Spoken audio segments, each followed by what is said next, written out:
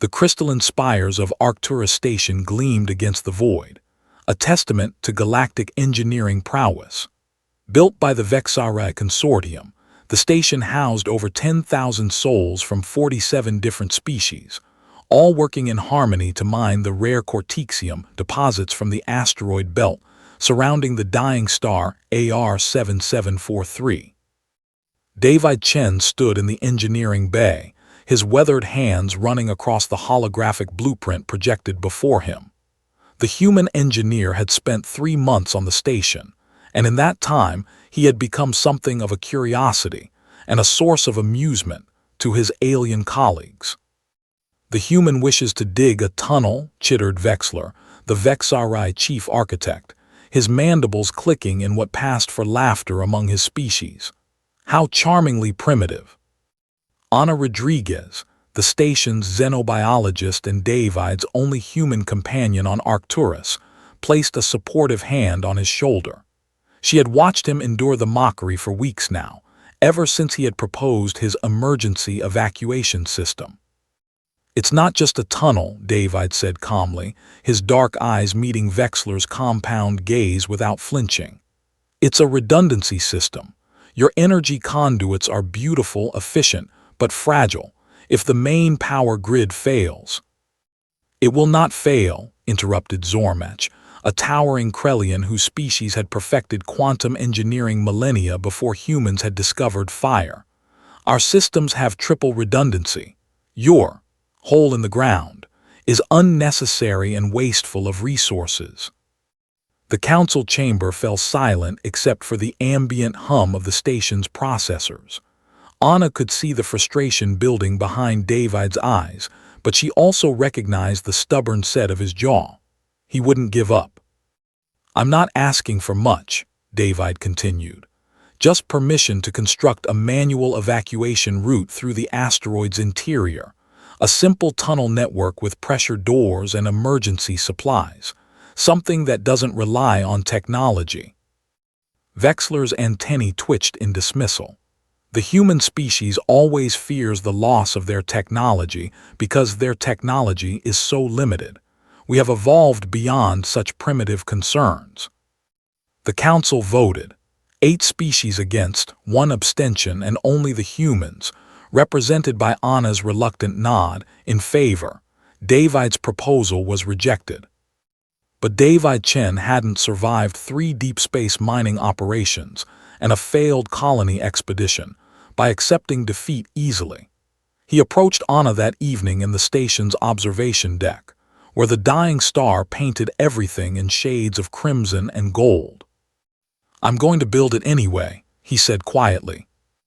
Ana turned from the viewport, her reflection ghostly in the transparent aluminum. "David, they'll report you. You could lose your contract, maybe face criminal charges for unauthorized construction." "I know," he replied, "but I've read the geological surveys. This asteroid has fault lines running through its core. The mining operations are destabilizing it, and nobody's listening. The Vexarai are so confident in their technology that they've forgotten the first rule of engineering. Which is, everything fails eventually." Over the next 6 weeks, David worked in secret during his off shifts. He used maintenance access codes that Ana had quietly provided, telling herself that she was just being cautious, not helping him violate station regulations. He carved through stone using a portable plasma cutter he'd modified to run silently, creating a network of passages that snaked through the asteroid's interior, connecting all major habitation zones. He installed manual pressure doors salvaged from decommissioned equipment. He stocked small chambers with emergency supplies, oxygen canisters, water, medical kits, thermal blankets. All of it done in the shadows while the rest of the station slept or worked, oblivious to the humans' obsessive project. Ana helped when she could, standing watch, downloading geological data, even physically hauling equipment through the narrow passages David had created. She understood now what drove him. Not paranoia, but a deep-seated responsibility to protect life, even lives that mocked him. Then came the night the dying star hiccuped.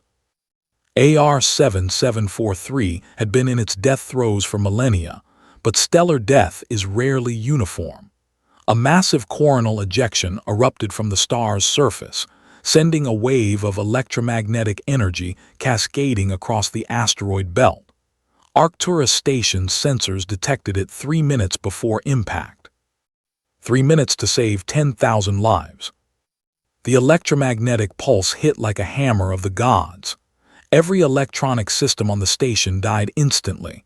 Power grids, life support, emergency backups, communication arrays, even the Vexare's vaunted triple redundancy.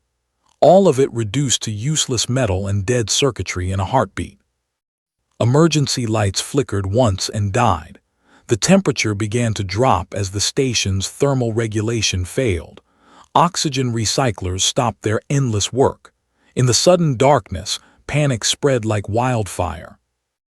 David was in Section 7B when it happened, performing routine maintenance. The darkness swallowed him, but his hands found the wall, found the marks he'd carved there weeks ago, tactile guides he'd installed for exactly this scenario. His fingers traced the raised symbols that led to the nearest tunnel entrance. "Anna," he shouted into his comm unit, but the device was dead. He was alone in the dark with his thoughts and his preparation. He moved by memory and touch, reaching the concealed entrance to his tunnel system. The manual door, a simple mechanical lock that required no power, opened with a grinding protest. Inside, the chemical light sticks he'd installed began to glow as he snapped them, bathing the tunnel in eerie green luminescence. Meanwhile, throughout the station, terror reigned. Species that had conquered faster-than-light travel found themselves helpless in the dark. Vexler huddled with his team, their compound eyes useless without light, their quantum computers silent and cold. Anna had been in the xenobiology lab when the pulse hit. Her first thought was of David, her second was of the 10,000 people about to die. Then she remembered the tunnel. Her hands found the wall, and she began to move, counting steps, remembering the route David had shown her weeks ago. The tunnel entrance in the science section was hidden behind a storage unit. She found it by touch, her fingers bleeding as she forced the heavy crate aside. The mechanical door opened, and the green glow welcomed her like salvation. Inside, she found the emergency protocol David had posted, written in 17 languages, including braille and tactile symbols for species without traditional vision. Instructions on how to navigate the tunnel system, where to find supplies, how to reach the evacuation pods that might still function on manual override. Anna didn't hesitate. She grabbed the emergency megaphone, a simple mechanical device that required no power, and began to shout.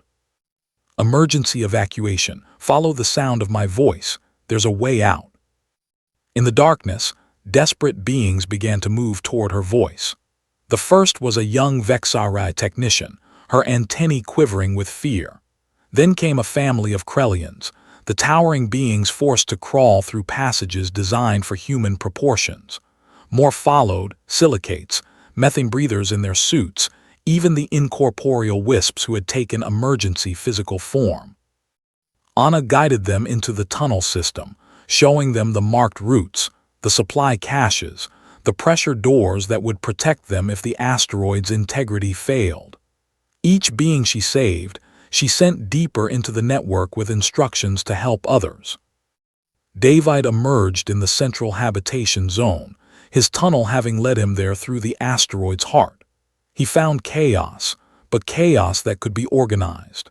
Using the chemical lights from his tunnel caches, he began to create paths of light, guiding survivors toward the evacuation routes. He found Vexler collapsed against a wall, the architect's complex body shutting down in the cold and dark. Without hesitation, David lifted the Vexarai, lighter than he looked thanks to his exoskeleton, and carried him into the tunnel system, to one of the emergency chambers stocked with thermal units and oxygen. As Vexler's consciousness returned, his compound eyes focused on the human's face, illuminated by green chemical light. You built this, Vexler whispered, his translator struggling with failing power. Yes, David replied simply, wrapping a thermal blanket around the alien's body. We mocked you. I know. Why did you save me? David met his gaze steadily. Because that's what engineers do. We build things to protect people, all people. Over the next 18 hours, David's tunnel system became the lifeline of Arcturus Station. His manual pressure doors held when sections of the asteroid began to fracture. His supply caches kept people alive when the temperature dropped to near freezing. His navigation marks, designed to be understood by touch and pattern recognition, guided thousands through the darkness to the evacuation pods. Anna worked tirelessly alongside him, her medical training saving dozens who might have been lost to injuries or environmental exposure.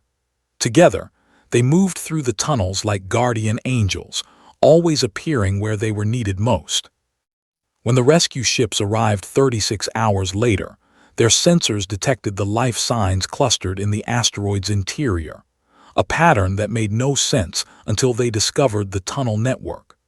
Of the 10,347 beings on Arcturus Station when the pulse hit, 10,291 survived. The memorial service for those who were lost was held in the main tunnel hub, the space that David had excavated first, designed to hold large gatherings. Representatives from all 47 species attended. Zormach, the Krellian engineer who had dismissed David's proposal, approached the human with something that might have been humility in his bearing. We believed our technology made us invincible, the towering alien said. We forgot that the universe does not care how advanced we think we are. David shook his head.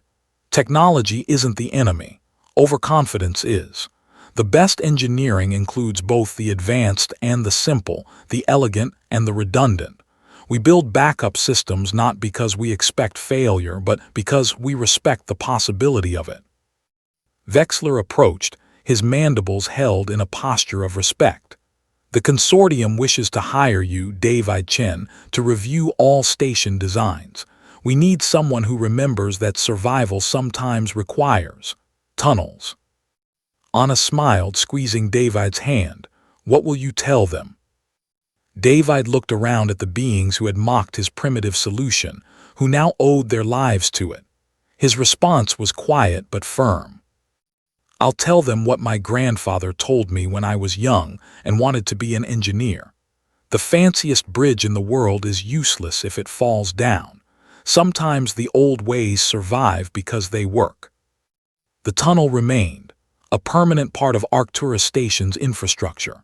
And throughout the galaxy, as the story spread, other stations began to install their own Chen passages, low-tech backup systems that required no power, no sophisticated technology, just solid engineering and respect for the fundamental truth that David had always known.